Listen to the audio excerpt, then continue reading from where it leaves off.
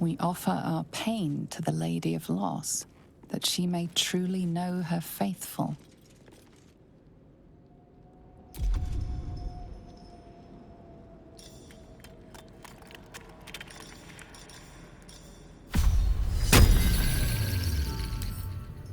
Bet I can crack that open.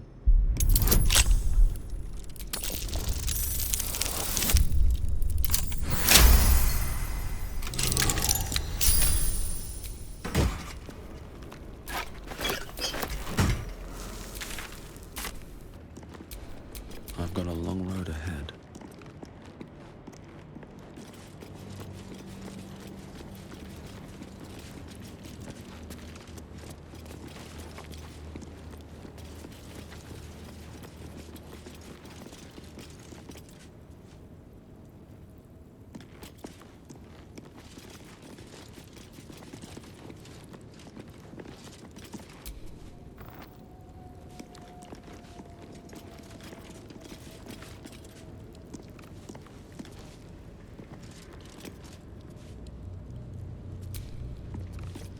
Who there, wanderer?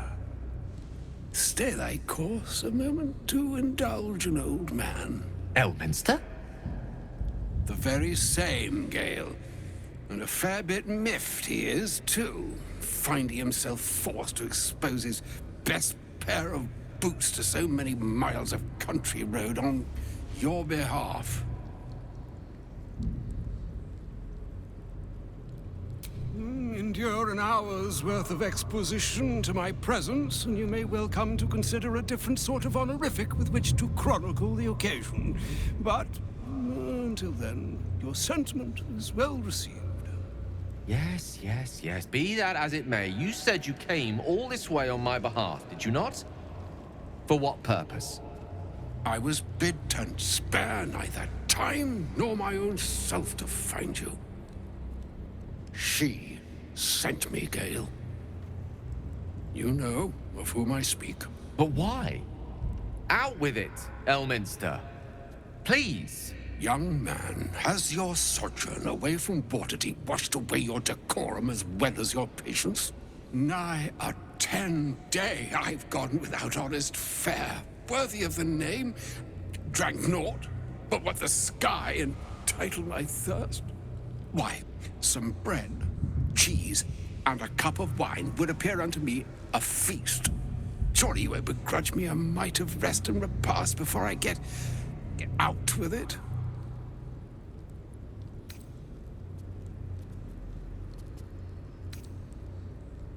Oh, for the love of... Well, this way then? To your camp? Oh, don't dawdle now, lad. You're the one who's in such a frightful hurry. Oh, nigh on 13 centuries old and he still thinks with his stomach. We'd best follow and see if he's more disposed to speak plainly once it's stopped its grumbling.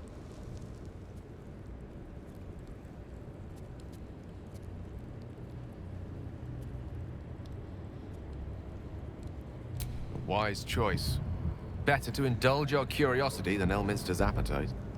Yes, what a delightful wedge of old Arthurian that was.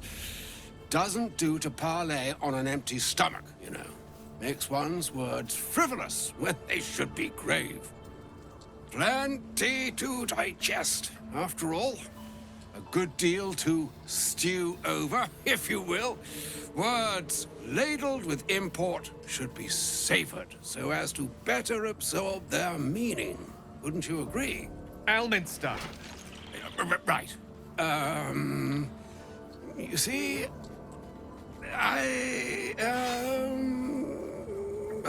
well, that is to say, Gale, my boy, I've come to address a most pressing matter. I'll speak as plainly as I can, forswearing the accustomed frills that decorate my speech. I'm here on behalf of Mystra. The message and the charge I bring you are hers.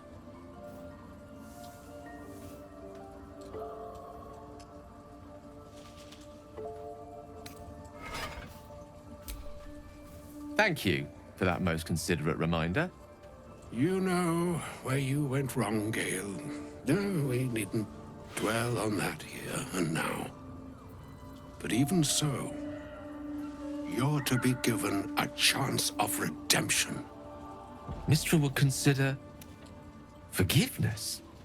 She would consider what she considers to be forgiveness.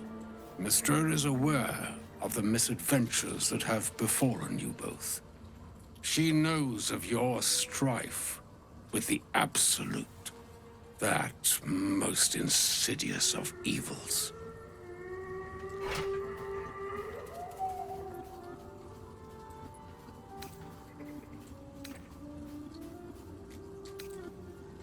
They choose the instruments of their will with great precision.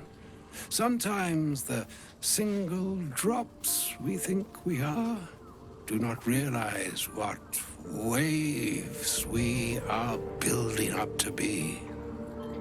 Do not discount yourself, and by the same token, do not discount your enemy.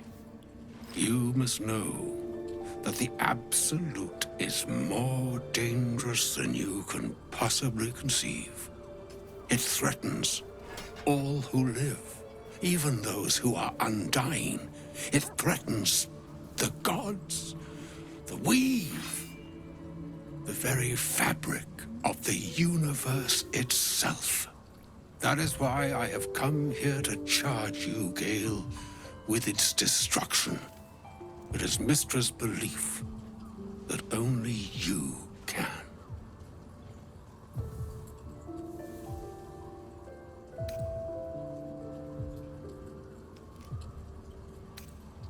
I doubt not your conviction, but Gale has an unnatural advantage.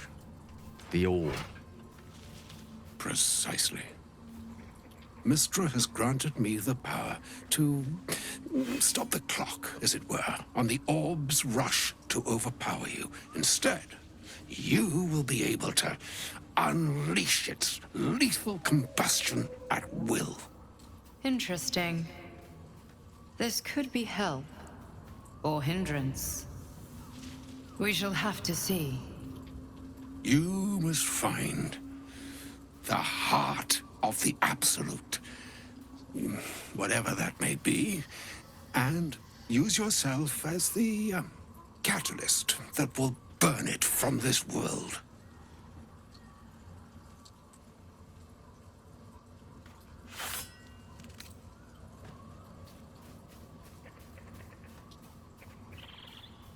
Glad it's not just me.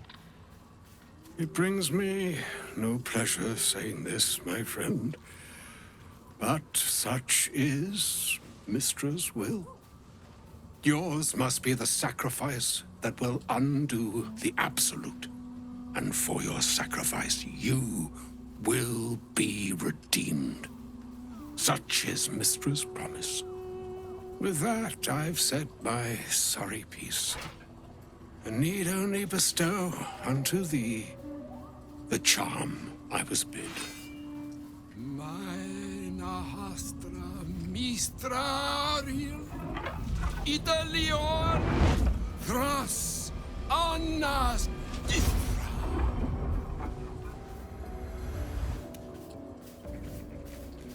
It is done. Both charge and charm have been committed into your care. To you, I commit into care Gale himself. I count on you to shepherd him well on this strangest of journeys.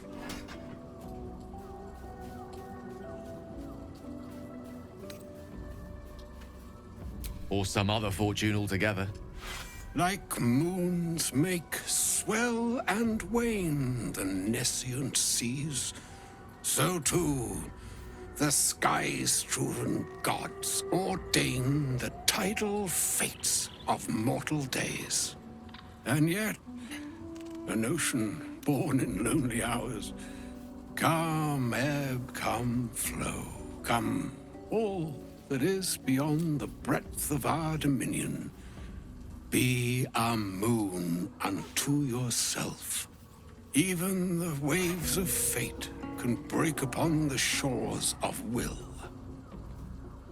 Farewell, my friend. Farewell, Elminster. I'm glad she chose you.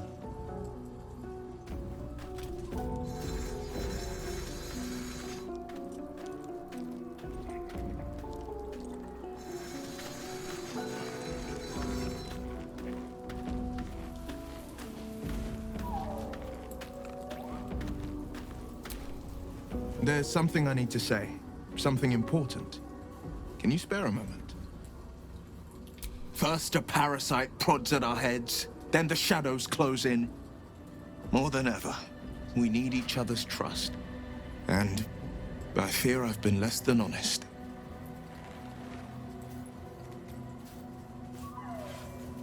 You're incredibly kind, but you earned the right to hear this long ago.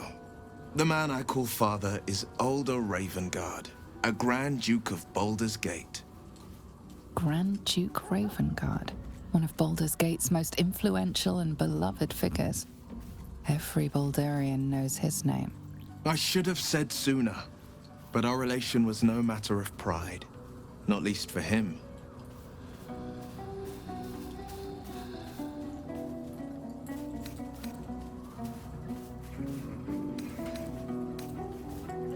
You heard right. My father and I were close once upon a time, until he disowned me and cast me out of Baldur's Gate.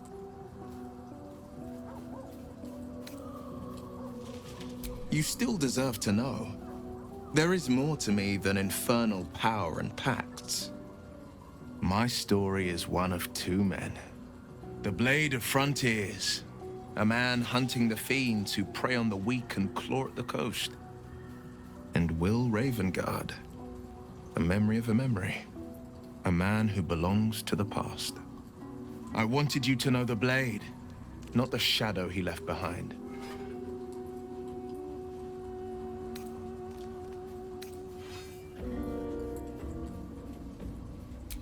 I'm all for it.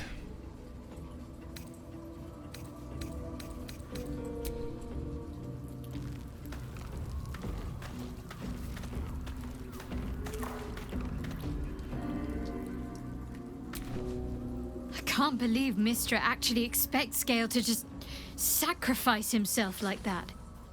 Seems like a waste of a fine mind.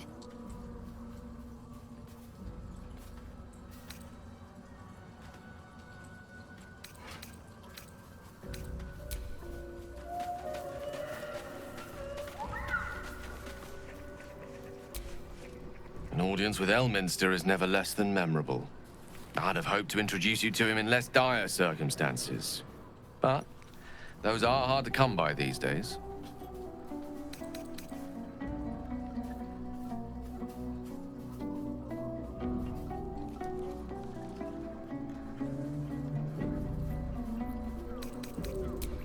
The Doddering Act is merely an illusion, one he's most adept at maintaining. Elminster is the most formidable wizard in the realms. Perhaps in existence. For Mistra to have sent him, the severity of her bidding could not be clearer, or weigh more heavily on me. Time seems so infinite when you're young. A month is an age. A year is a lifetime. It is a strange feeling to realize how little of it one might have left. Of course, we offer the clearest solution to our problem. All I have to do is find the right place and time, close my eyes, and let go. Then the slate will be clean. Wrongs will be righted, the absolute will be gone, and I along with it.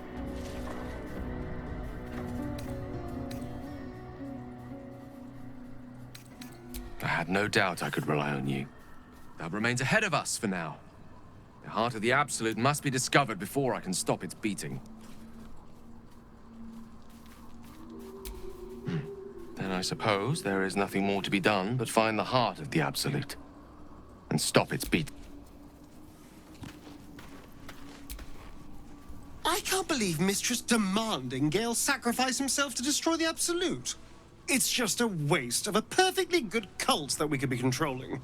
And a waste of a perfectly good Gale. I suppose.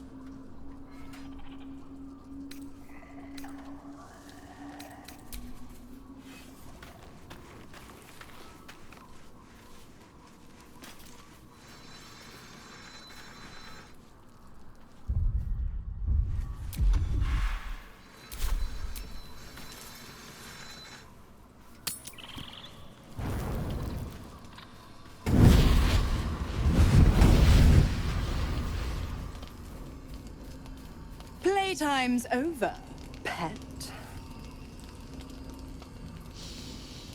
Oh, I love this time of year. The dickheads start popping up wherever you look. What do you want, Mizora? Drop the attitude and perk up your ears. You've got a new mission. Absolute's cult has gone and grabbed one of Zariel's assets. A devil. And a powerful one at that. They're locked up in the cult's fortress, Moonrise Towers. And you're getting them out.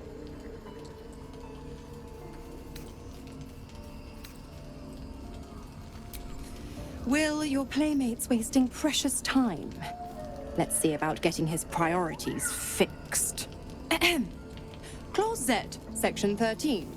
Should promised soul refuse obeyance or neglect duty, the pact holder shall cast the promised into Avernus as a lemure.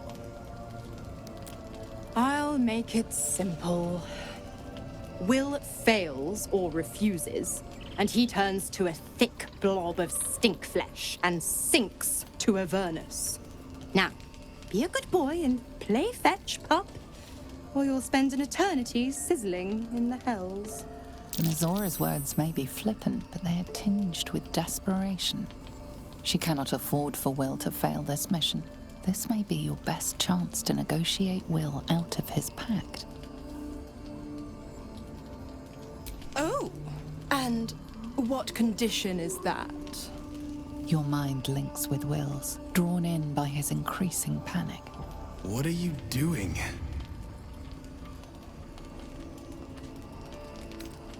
A doubtful Will catches his breath, but says nothing, and your connection fades. Interesting. Now, why should I go letting my favorite pet off his leash?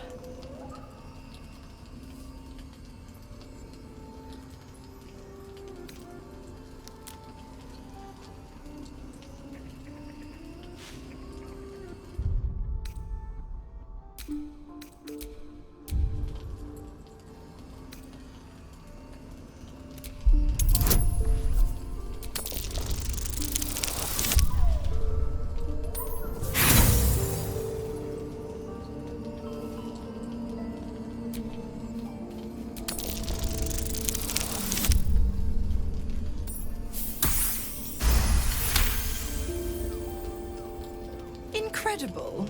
You actually think you hold the winning hand? Fine. I'll play your game.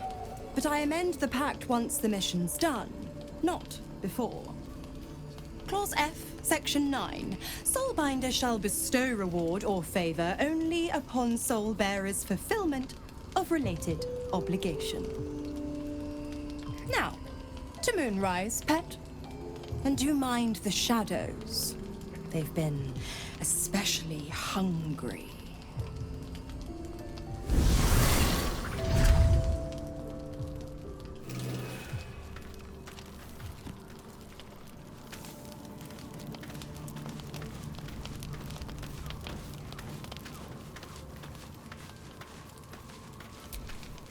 The more bullshit she pours, the more of it I'm forced to swallow. Mizora set me on fiends inside and outside the Hells. She's never ordered a rescue. Gods. She makes a mockery of everything the Blade stands for. Such an asshole.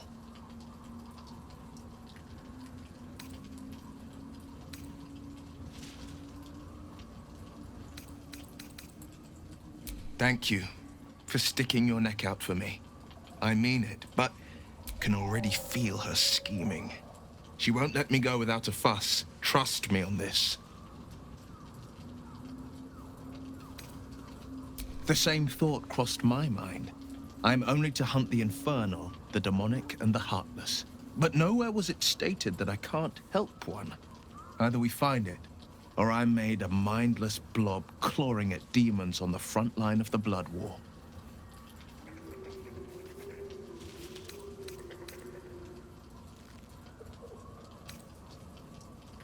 Yes, unless Mazora actually fulfills her promise and sets me free. I always knew what my future held, and I know I chose right.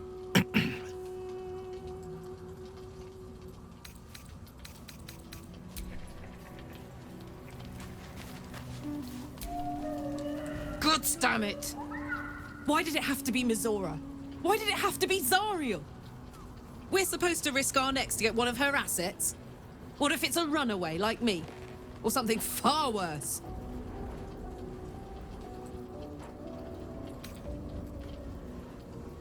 I never forget what Will did. Not ever. I'm here because of him. And I'd do just about anything to help him. But devils never lose. You know that, right? Sure, they'll give you a bit of tat here and there, but the house always wins.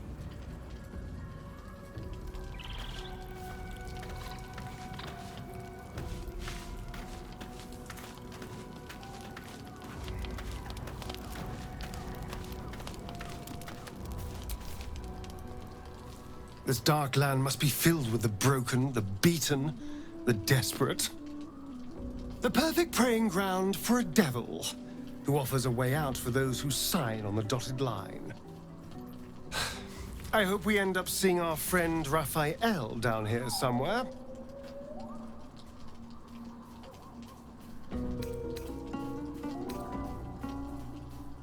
Precisely. Exactly. When I was taken to his house, I was caught off guard. But now I know what to ask for. You will help me find him, won't you? All in due time. I'm sure he'll turn up at one point or another.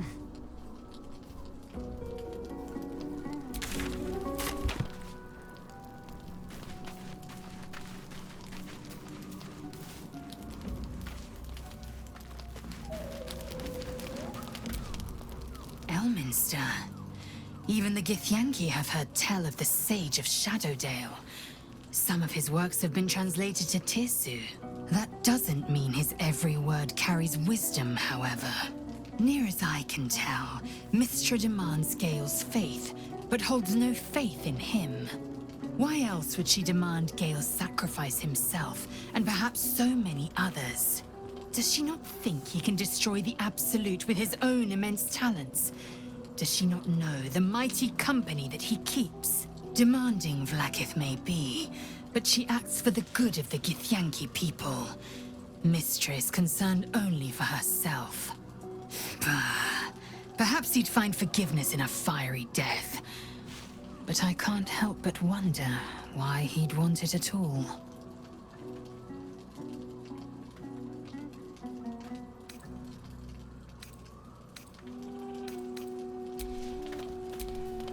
Speak. Shook. You believe, as you say, do.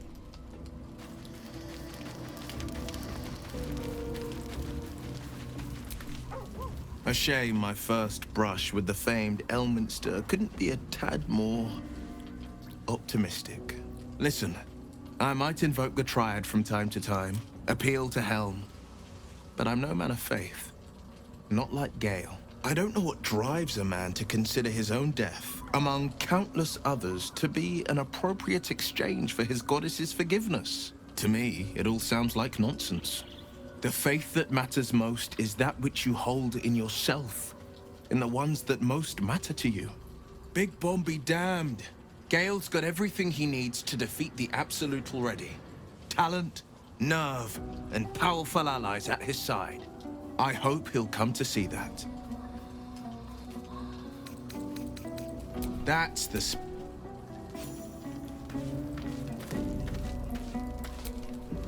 The voice of the Absolute is strong here, and getting stronger. I don't know how much longer I can resist it. But it's good to see you're making progress.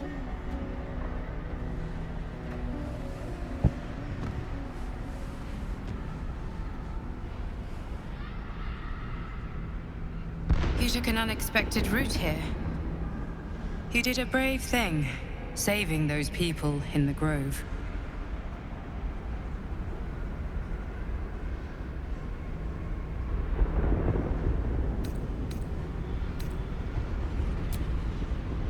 Don't be so hard on yourself. It's not your fault the world is wicked. You did the right thing. The hurt runs deeper than she's willing to show you.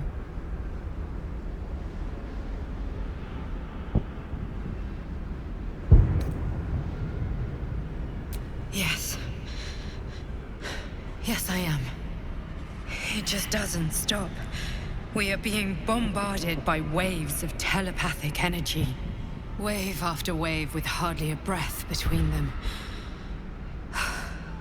I almost dare not rest. Each wave a set of orders to the infected. The order for your transformation has been given many times already.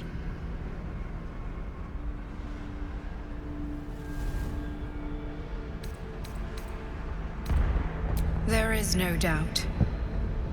Moonrise Towers. I just hope my powers last long enough to see this through. In any case, the Absolute knows you carry me with you now. It wants to retrieve me.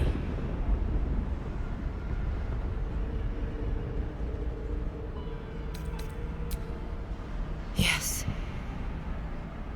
I am the only one who can resist the Absolute's influence.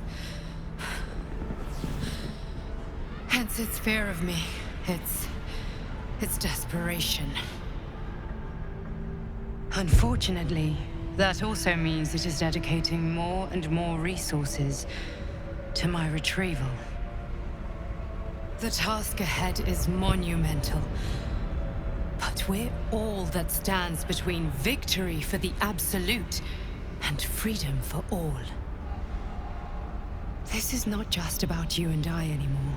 It has become far bigger than us.